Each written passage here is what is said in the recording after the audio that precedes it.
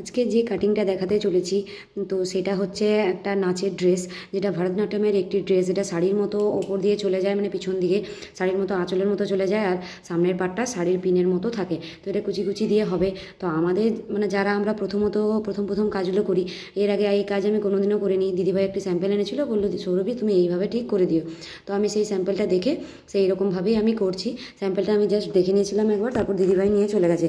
তো দেখো এখানে আমি পুট নিলাম 4, এখানে লম্বা নিয়েছি 25 যেমন লম্বা ছিল, আর চওড়ায় নিচ্ছি 15। এরপর আমি গলা যেমন নামে 6 6.5 সেভাবেই নামাবো। তারপর রাউন্ড শেপ দিয়ে দেবো, শাড়ির যেমন আঁচলের বুক পোর্শনটা থাকে সেরকমই করব, তাহলেই কিন্তু খুব সুন্দরভাবে ফিনিশিংটা চলে আসবে। তো আমি যেহেতু প্রথম করছি, আমি আগে করিনি, সেহেতু আমি আগে পেপার কাটিং করে দেখে নিচ্ছি। কারণ যেহেতু আমাদের যে কাজগুলো আমরা প্রথম করি, পেপারই আমাদের ভরসা, পেপার কাটিংই আগে পেপার কাটিং করে দেখে নিই জিনিসটা হ্যাঁ ঠিক আসছে কিনা, তারপরেই কিন্তু আমরা কাপড়ে কাটি। কাপড় যেহেতু নষ্ট হয়ে গেলে আর কিছু করার থাকবে না, সেই জন্য। তো চলো দেখো আমি এটা করে নিলাম, কাটিং করেও তোমাদের দেখিয়ে দিচ্ছি, আর আঁচলের পোর্শনটা কীভাবে হবে সেটাও দেখিয়ে দিচ্ছি। তারপর যখন আমি মেন পার্টে করব, তখন অবশ্যই তোমাদের সাথে সেটা শেয়ার করব। আজকে পেপার কাটিং করে তোমাদের জিনিসটা দেখিয়ে দিলাম। এটার নাম হচ্ছে কাচুলি। তো চলো আজকের ভিডিওটা এখানে শেষ করলাম।